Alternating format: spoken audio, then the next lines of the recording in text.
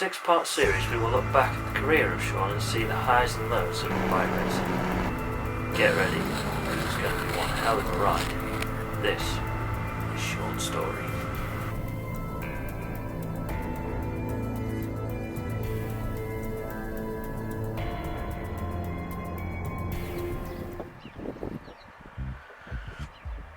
So 2017 started with a pre-season test in the middle of February at Oulton Park. It was wet, cold, and I crashed. What a great start! Noggin. So in the early part of the season I didn't really feel at home on the bike.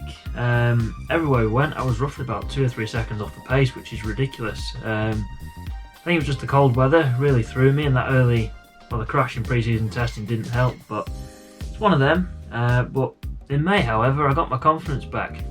Get it. So then in May we went to Darley Moor for the second round of their season, and we woke up on race day morning and it was absolutely pouring down. So wet conditions, I always used to go quite well in the wet, and it was great news for me. I knew going into the session that the conditions suited me and I should be up there on the grid.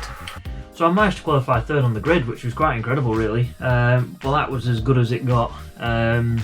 Unfortunately the first race got red flagged. I was well down the pack. I was about 8th and 9th. Didn't do too well in my other couple of races, but the last 125 race I managed to get second in the 125 class, which was great news. So yeah, we're left there with a bit of a trophy, so happy days. So then we went to Melleray Park for the third round of the AMRA Championships, and that was by far the best race day of my career. I finished third in both 125 races, which was fantastic for me. So that really started to kickstart the confidence for the day.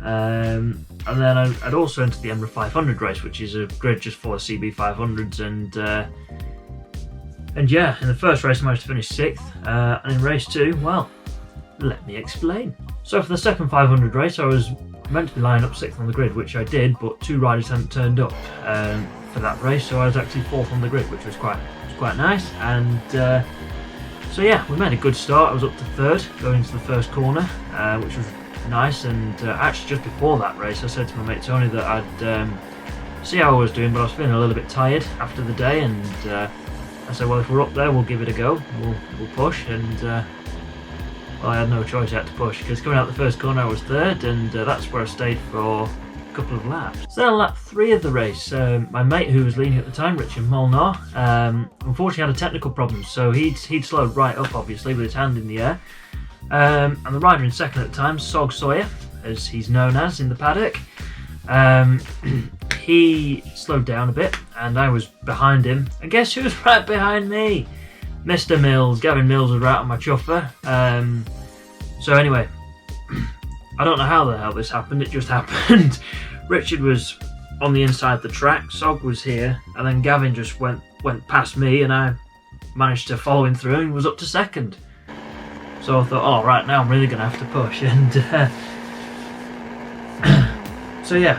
for the next few laps I had Sog right on my tail, putting me under a lot of pressure, and then Andy Whale, whose onboard footage that we very kindly borrowed from him, thank you Andy, he came to join the party and made it a 3-man scrap, which was, wasn't good for me. I was terrified the whole race. Put me under a lot of pressure, did those guys, and fair play to them. I've never felt as tense in a race in all my life. So then on lap 7 of the race, Andy tried to get past Sog going into the hairpin. Now at Mallory, coming into the hairpin there's a bit of a crest, and I'm sure you've seen on the onboard footage, there's a little bit of a hump in the circuit, and coming into that the grass sort of comes back to the track and then meets the hump and then goes out slightly.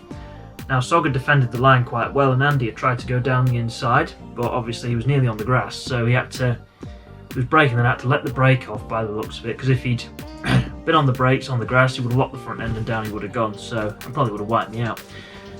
But due to that, so obviously he let the brakes off and to reapply the brakes on the other side of it, and it was closing at quite a rapid rate, and guess who nearly got a wipe out? Yes, it was me. It was quite scary, because all I saw was the front wheel coming towards me. I thought, oh bother. So I had to pick the bike up, and I lost a couple of places there, which was really not good, but it's one of them, it's racing. So Andy then made a bit of a small mistake at the bus stop chicane. He'd gone in a little bit too fast from what I can tell from the onboard footage, went a little bit too quickly and slowed Sog up a little bit, but I knew I had a power advantage on the straight because power to weight on the 125 was incredible. It weighed like 80 kilos at tops, maybe 75, somewhere around that margin, and had about 40 horsepower. And with me being so aerodynamic, it flew, poor little thing. And so anyway, yeah, I managed to get a good run through the bus stop and got in the slipstream with Sog, and then he was slipstreaming Andy, so I got a double slipstream. Then Sog pulled out, and I just gently breezed past into back into second, going into the first corner. But I say breeze past, it wasn't that easy. I was not going to give this up without a fight. So yeah, I was under constant pressure for the rest of the race, and I just told myself I am not losing this now. So fortunately I managed to cling on to second place, meaning I got 3 podiums from 4 races. I mean, any rider would probably take that. Well, I certainly would. I just want to say big well done to Andy and Sog for riding so well and keeping me under pressure the whole time. I've never been as terrified in a race in all my life.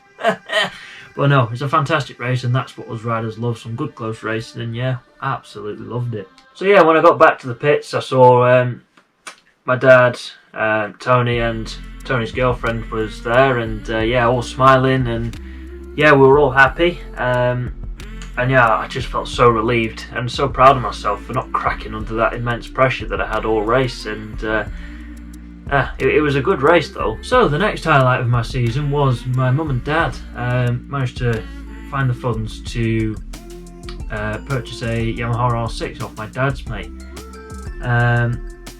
and so with that in mind, my first event on it was the July round for the Woodrow 100 at Anglesey. Crikey, did I get a wake-up call? Oh my days! It wasn't my best full race weekend because I hadn't done any training before riding the R6, which is a bit of a stupid move. I wasn't eating because I was that nervous, so I was very weak. So it was really hard to muscle the bike around.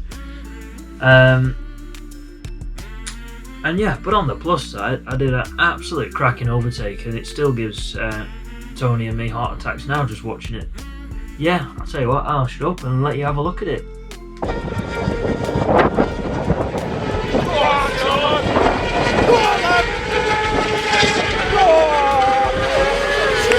So after that interesting weekend, things really took a massive turn, and my world was turned upside down, and so was my family's. Yeah, in the middle of August of 2017, my dad very sadly passed away.